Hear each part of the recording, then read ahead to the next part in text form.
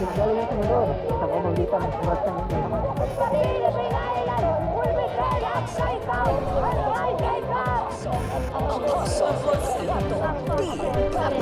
Yesterday are fulfilled today. God established the most powerful end-time living like Jesus Youth. Mula nga sa lugar na ito ay lalabas ang mga kabataang makapangyarihan, matatag at matibay na siyang sisira ng lahat ng mga tanikala sa kanilang mga bayan. Mula nga taong 2013 hanggang sa taong ito ay matibay na lumalakad sa kalooban ng Diyos ang mga Living Like Jesus Youth. Hindi na rin maawat ang pagdami nito bunga ng walang sawang pananalangin mula noong taong 2013 hanggang sa taong 2024.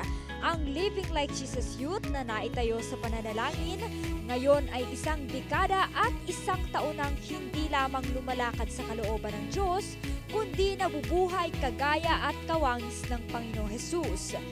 Libong kabataan nga ang nakiisa sa di makakalimutang pagdiriwang ng ika-11 taong katapatan ng Diyos sa Living Like Jesus Youth na ginanap sa lugar ng Jesus is Our Shield Worldwide Ministries God's Dwelling Place. Isang pagdiriwang din ito para sa libu-libong kabataang nabago, lumaya, napagtibay at nagkaroon ng pag-asa sa pamamagitan ng mga pangangaral ng mga lingkod ng Diyos. Sa pangunguna ni Apostle Renato D. Carillo, Prophetess Elena G. Carillo at ang leader ng mga Living Like Jesus Youth na si Apostle Renato G. Carillo Jr. Kaya naman, narito ang ilang mga kaganapan nito. Ang kapangyarihan nyo, Living Like Jesus Youth, Jesus Worldwide Ministries, ay higit sa anumang kapangyarihan, pamunuan, pamahalaan, higit na mas mataas kaysa anumang pangalan sa pangkasalukuyan at sa hinaharap. Na lahat ng bagay inilagay ng Diyos sa ilalim ng inyong pamamahala na dapat nating ilagay sa ilalim ng ating talampakan. Ang may authority, hindi nakikiusap, siya'y nag-uutos.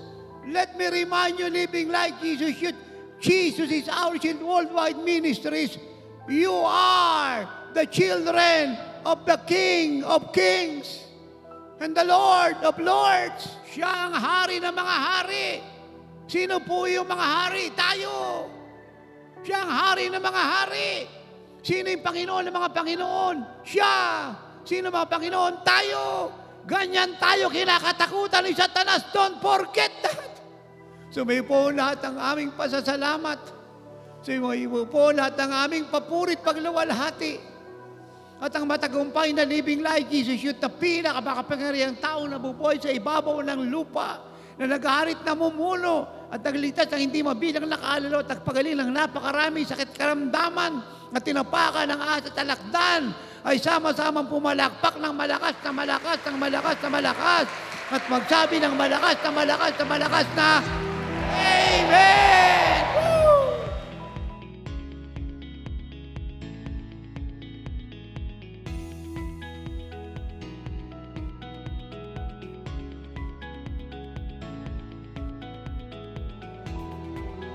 Salamat sa walang tigil na prayer meeting ng 2013 sa cinema. Salamat sa walang tigil na prayer meeting sa bawat tahanan. Salamat sa walang tigil na prayer meeting sa bawat chapters natin here in abroad. Salamat sa walang tigil na prayer meeting sa company, sa place of business, sa school. At pag hindi tumigil ang pananalangin, hindi titigil ang Diyos na gumawa na maraming himala at andat kababalaghan sa kalawakan, kalupaan at karagatan. At pag hindi tumigil ang pananalangin, hindi titigil ang pagkawasak ng gawa ng Satan. At hindi titigil ang pagliligtas ng Diyos. Hallelujah!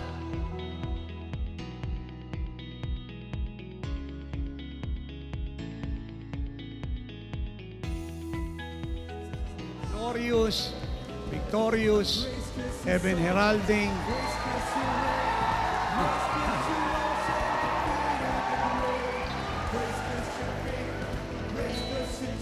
11th year, Living Like Jesus, anniversary, Living Like Jesus Youth.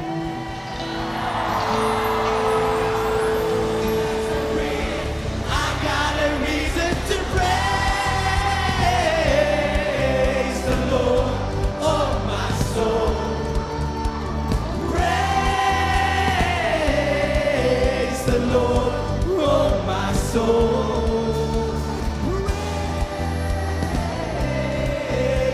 Lord, oh my soul.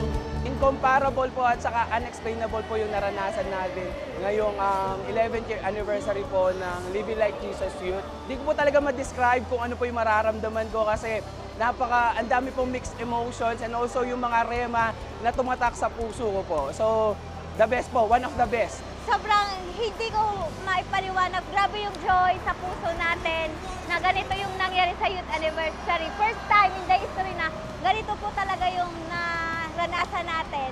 Actually po, hindi po masaya kasi sobrang saya po.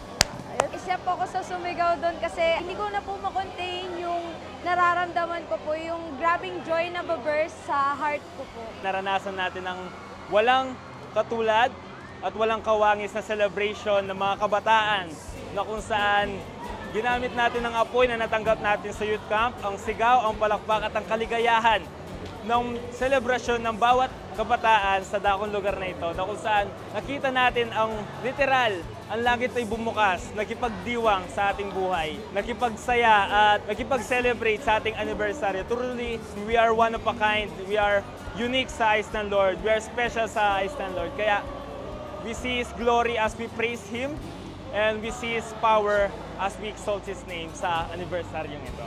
And I know na sa pag-uwi po namin sa aming mga bayan, you will never be the same again. And every cities po, every province po ng bawat Living Like Jesus Youth, may dakilang bagay pong gagawin ng Lord sa bawat po mga kabataan na nakaranas at tumanggap ng greatest power and glory po ng Lord na i-demonstrate po natin sa ating mga bayan.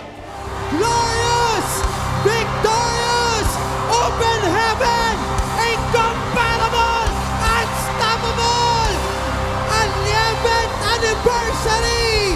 Living like Jesus Youth!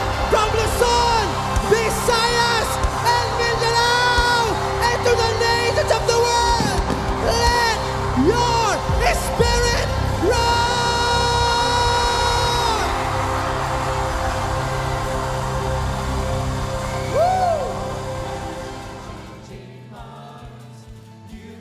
Totoo nga ang katagang, ang mga kabataan ang siyang pag-asa ng bayan. Mga kabataang na kay Kristo na may kapangyarihan, magbago at baliktarin ang buong mundo patungo sa ating Panginoong Hesukristo. Grandest and glorious 11th anniversary Living Like Jesus Youth. Truly, in this world, we are like Jesus. Ito si Glyza Bariso para sa Victorious News. Walang kinikilingan, walang halong kasinungalingan, pawang kaligtasan lamang.